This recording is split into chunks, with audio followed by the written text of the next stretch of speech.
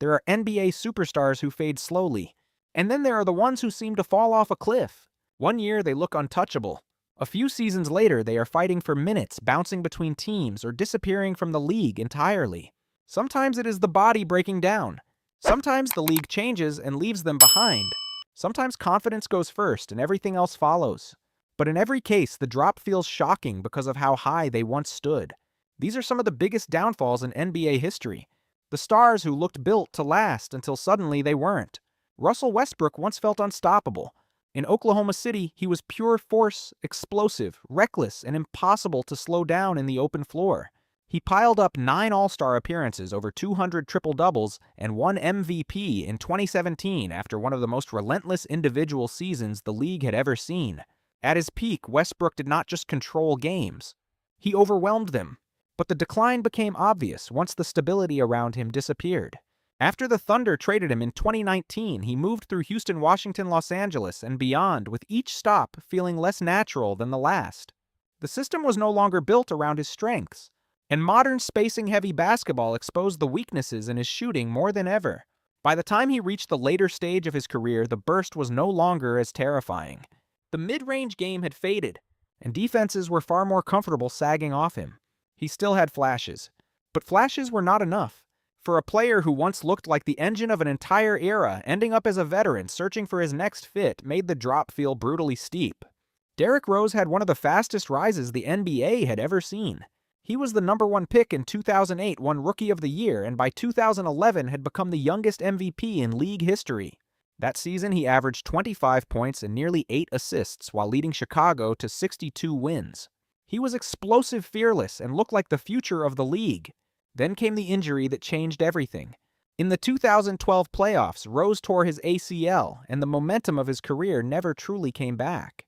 He missed the next season, returned, then tore the meniscus in the other knee. After that, more surgeries followed along with ankle issues, lingering pain, and the constant feeling that his body could no longer support the game that made him special.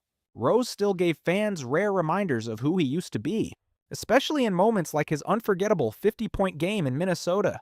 But those flashes only made the fall feel sadder. He was once supposed to be the face of the Bulls for a generation. Instead, his career became one of the clearest examples of how fast injuries can take away a superstar's future. Dwight Howard was the most dominant center in basketball. He was an 8-time All-Star, a 3-time Defensive Player of the Year, and the anchor of an Orlando team that reached the finals. At his best, he controlled the paint with strength, timing, rebounding, and shot blocking that made him feel physically overwhelming. The turning point came after his back surgery in 2012. That herniated disc did more than sideline him. It took away the explosive power that defined his game. And for a player whose dominance depended so much on verticality and physical force, that loss changed everything. Howard also struggled to evolve with the league. He never developed the kind of outside shot or polished post game that could carry him once his athletic edge started slipping. As the NBA leaned harder into spacing and shooting, his fit became shakier. He kept moving from team to team, Lakers, Rockets, Hornets, Hawks, Wizards, with each stop feeling smaller than the one before. He eventually won a title with the Lakers in 2020, but by then he was a role player, not a franchise pillar. That is what made his downfall so striking. A player who once looked like the most feared big man in the league became in the end just another veteran trying to hang on. Ben Simmons entered the league looking like a basketball experiment that should not have worked. Except it did. Nearly 7 feet tall, elite court vision, defensive versatility, and the ability to handle the ball like a guard, he looked like the prototype for the future. He won Rookie of the Year, made multiple All-Star teams, and for a while seemed like the kind of player who could control a game without even needing to score. Then the cracks started spreading. Injuries took away time and rhythm, especially the back problems that kept returning and slowly drained his mobility. But the physical issues were only part of it. The mental side of his decline played out just as publicly. His poor free throw shooting became a constant storyline. His refusal to shoot from outside became a bigger and bigger problem. And then came that playoff meltdown, the passed-up layup that turned into a symbol of everything people thought was wrong. After that, the confidence looked shattered.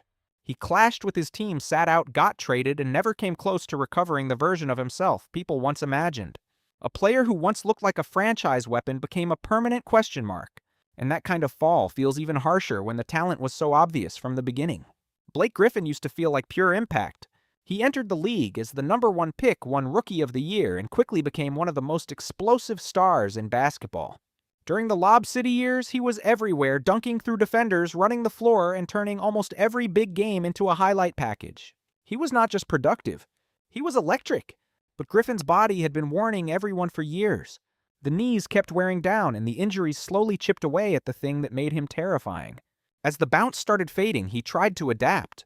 In Detroit, he expanded his game, handled the ball more, passed more, and stretched the floor better than people expected. For a while, it worked. Still, there was no real replacement for the athletic force he used to play with.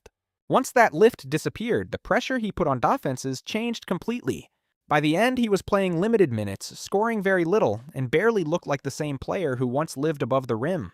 Griffin did not vanish overnight, but the contrast between his peak and his finish made his downfall impossible to miss.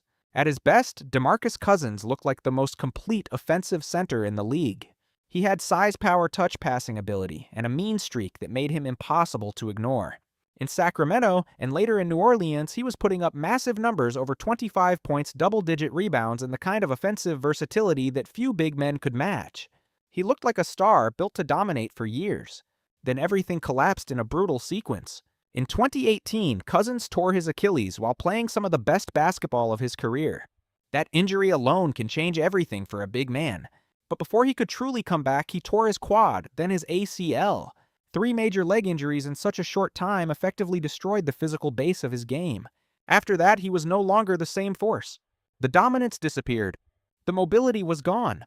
The easy power finishes were harder, and the explosive edge that once separated him from other centers never really returned. Cousins did not have a slow decline. He had a career that got hit again and again until the version everyone feared was simply gone. Yao Ming was more than a star. He was a global event. As the #1 pick in 2002, he became the face of a new era for the NBA, bringing international attention to the league while anchoring the Houston Rockets with size, touch, and consistency. At his peak, he looked like one of the next great centers, a player with real skill, real presence, and a career that should have lasted much longer than it did. But his body could not hold up. The problems started with his feet and never really stopped. Toe issues, foot fractures, ankle trouble, one injury after another kept interrupting his prime. From the middle of the 2000s through the start of the next decade, he missed huge chunks of time, and every comeback felt more fragile than the last. What makes Yao's downfall so cruel is how early it ended. By his final season, he played only a handful of games. In 2011, he retired at just 30 years old. That is not a normal decline. That is a career cutoff before it was supposed to be finished. He did not just leave behind great numbers. He left behind the feeling that the league never got to see how far he really could have gone. John Wall once looked like the perfect modern point guard. He was the #1 pick in 2010, became a 5-time All-Star, made All-NBA, and gave Washington an identity built on speed, pressure, and playmaking. At his best, he could turn a defensive rebound into a fast break in seconds, collapse the defense, and control the tempo of the game almost entirely with his burst. Then the injuries took over. First it was the knees, then the heel, and then the Achilles. The worst part was how quickly it all stacked up. In 2018, Wall had heel surgery, dealt with a serious infection, and then tore his Achilles during rehab. That single stretch completely changed the direction of his career. He missed massive amounts of time and never truly got back to the same level. The speed that once made him special was no longer there. He still had flashes in Houston, but they felt like reminders, not evidence of a comeback. By the time he reached the Clippers, he was no longer a franchise guard. He was just another veteran trying to hold on to a shrinking role. For a player once built around explosion, losing that one trait changed everything. Isaiah Thomas was supposed to be one of the league's great underdog stories. The last pick in the draft, overlooked from the start, he fought his way into stardom and reached an incredible peak in Boston. During the 2016-17 season, he averaged nearly 29 points per game, finished 5th in MVP voting, and looked like one of the most dangerous scorers in the league, despite standing well under 6 feet tall. Then came the hip injury and everything changed. He played through it during the playoffs, but the damage was already serious. Torn cartilage, chronic pain, and structural problems took away the burst that made him so difficult to guard. Once Boston traded him, he entered a terrible situation in Cleveland where he was not fully healthy and was expected to be something he could no longer be. From there, the decline came fast. The scoring dropped. The minutes got shorter. The teams kept changing. Lakers, Nuggets, Wizards, short stints and fading opportunities. For a player whose rise had been so unlikely and so inspiring, the fall felt especially harsh. He had reached the edge of superstardom only to watch one injury pull almost all of it away. Grant Hill entered the NBA looking like the full package. Size, skill, passing, scoring, intelligence, leadership, he had everything. In Detroit, he quickly became one of the best all-around players in basketball, putting up over 20 points, 6 rebounds, and 5 assists a game while looking like a future MVP.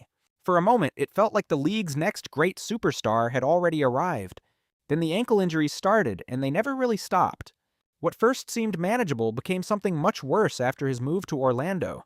Surgery followed surgery, and the damage kept piling up.